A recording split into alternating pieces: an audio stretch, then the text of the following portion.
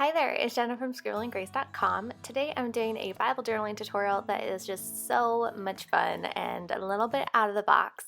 I'm going to be using masking fluid, or liquid frisket is also called.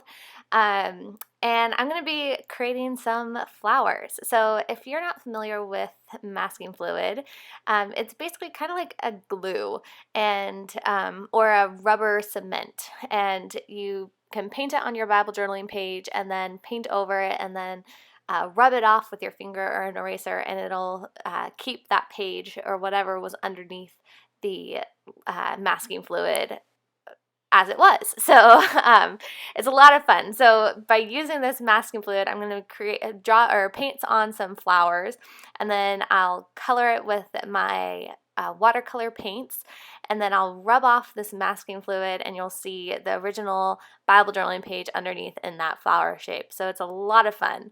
So I'm using a masking fluid that I got off Amazon, and I'll put all the links to the supplies that I'm using in the blog post goes along with this video at scribblinggrace.com/maskingfluidflowers, and I'll put that link in the description below.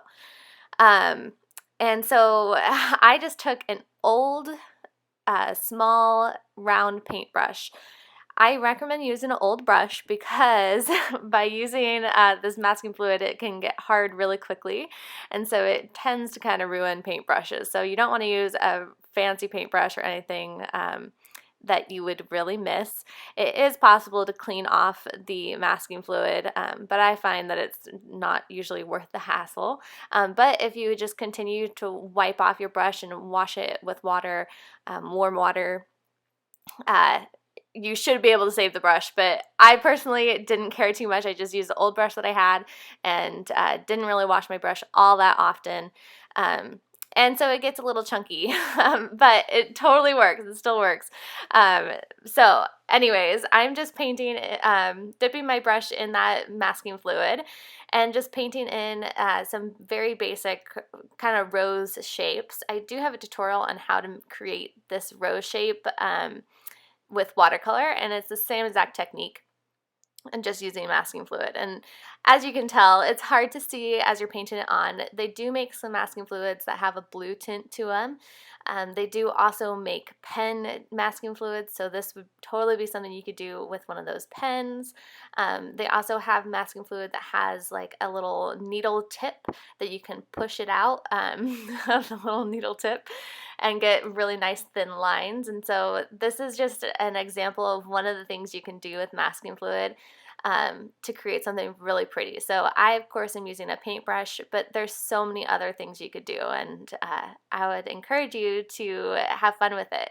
If you know me, I am not one to really use all that many supplies in my Bible journaling. I tend to stick to the same 8 supplies for almost every single one of my Bible journaling pages, but I'm trying to step out of my comfort zone a little bit more this year and try some new things. And so I had this masking fluid lying around, and I figured why not actually make use of that. So I just painted on those roses and some leaves, and I'm drying it really good. You want to make sure that the masking fluid is completely dry before you paint on top of it. And now comes the fun part where this page really starts to come to life. It's so much fun. This like part of using masking fluid is just like, ooh, there it is. So I am just painting over on top of that dry masking fluid with my watercolor paint. I'm using my just one color, just a nice dark pink color from my Kuretake Gansatambi watercolor set. And look at those flowers start popping out of there. I just think that's so much fun. And so, of course, you can do this in so many different ways. You don't have to just use watercolor. You could also use gelatos, even acrylic paints. You could use a bunch of different colors of watercolor. I, of course, am just using this one color, keeping it pretty simple, and I'm just using a big paintbrush to paint my watercolor on top of it, though it doesn't really matter what brush you use. And isn't that just so much fun? Okay, so I'm working on 1 Peter 5, verse 6 through 7, which says, Humble yourselves, therefore, under the mighty hand of God, so that at the proper time he may exalt you, casting all your anxieties on him because he cares for you. So yeah, another thing to note is that I did not prep my page with gesso beforehand. I don't ever prep my pages with the supplies that I use regularly. So my Kuretake Gansen Tambi watercolor set does not bleed through. Just something to keep in mind. So I'm using a craft heat gun to dry my page really quickly. I also used that to dry the masking fluid before I added my watercolor as well. I love my craft heat gun because it just dries their page super fast. It blows super hot air and not very hard air. So it's different than using a hair dryer, because a hair dryer just blows super hard air, which can kind of push around pools of watercolor if you have those and kind of ruin the image that you have. So that's the benefit of the craft heat gun. But a hair dryer works as well. Or of course you could just let this air dry. I'll also note that I did just put a piece of just blank printer paper underneath the page before I started working on it. That's just to protect the pages below it from the side seepage. So now comes another really fun part of doing this page, is just rubbing off that masking fluid. This can be a little bit tedious, but I like to use my fingers to just rub it off, but you could also use an eraser, and you'll kind of see me going back and forth between using an eraser and rubbing it with my fingers. And I just love this reveal of that original paper underneath this. I just think it's so much fun. I, of course, did not put anything underneath my masking fluid before I put it on. So it's just showing up that original Bible page, that white Bible page underneath. But another idea is you could paint a color underneath, let that dry, apply the masking fluid, and then paint another color on top. Just make sure that those colors are complementary so that when you paint them on top of each other, it doesn't create a brown. But then once you erase that masking fluid, you'll get that original color that you put down. So that's another fun idea that you could try. So I just think that's so much fun. Isn't it fun? Just watching that reveal itself underneath.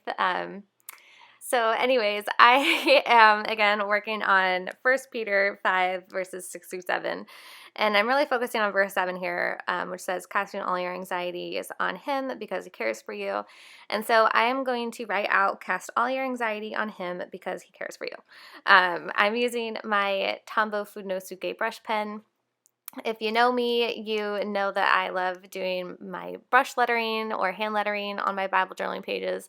And I do have tutorials on how to do brush lettering and faux calligraphy. And I'll put all those links again along with all the supplies that I'm using at the blog post goes along with this video at scribblinggrace.com/maskingfluidflowers. And I'll put that link in the description below, so be sure to check that out. And you can learn how to create lettering like this. But other options, you could totally use stickers or stamps as well to do your lettering for your verse, or you could just use your normal handwriting and write out a prayer. Lots of different things you can do. So to make my lettering pop out a little bit more, I'm just taking my Uniposca paint pen. You could also use a white gel pen, but this is the pen that I had on me, and so I'm just adding a little highlight to my lettering to let that black stand out a little bit more, since it is somewhat of a busy background. You of course could also block off a section with your masking fluid to do your lettering on. That would be cool as well, like block off a little square and do the flowers around it. But totally I thought it turned out pretty darn cool as it is. Another thing about that paint pen, it does normally bleed through, but since it's white, I haven't had any big issues with it. The black ones definitely bleed through, so you want to make sure that you page prep or put some acrylic down before you use those paint pens. Or of course, again, use a gel pen instead of a paint pen for that highlight. And then to help my lettering stand out even more, I went back over those downstrokes, which is that thicker part of my lettering, with my Fudenosuke once again, just to thicken up those downstrokes a little bit more. And that really did help my lettering to really pop a little bit more. So I'm really happy with that end result. So I'll go ahead and show you the back side, because that's it for my page. You can see that there is no bleed through. There is ghosting from that Tombow Fudenosuke, but that is a normal thing for Bible journaling is just a little bit of shadow, but that's easy to cover up once you do something on that back side of the page. You won't notice that.